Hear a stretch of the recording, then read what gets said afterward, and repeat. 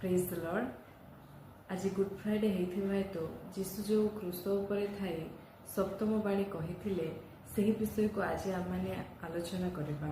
आमे देखिबा प्रथम बाणी जहाँ लेखा अछि लूक 23 अध्याय तार 34 पद। जीशु कहिले पिता एमानंकु क्षमा कर।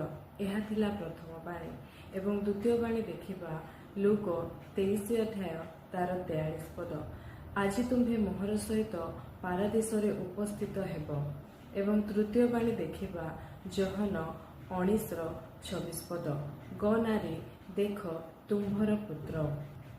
एवं चतुर्थ बाणी देखिबा माथ्यू 27 अध्याय तार 46 पद।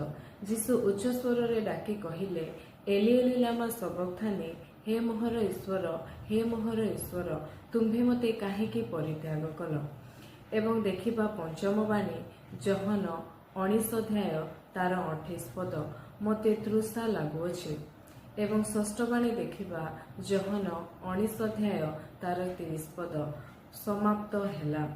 एवं सप्तम बाणी देखिबा लूक 23 अध्याय तार 46 पद। आओ जीशु उच्च स्वर डाकी कहिले हे पिता तुम्भ हस्तरे मु आपणार आत्मा समर्पण करुछि। यह कही से प्राण त्याग कले। आज आम सप्तम बाणी विषय आम अध्ययन करूँ।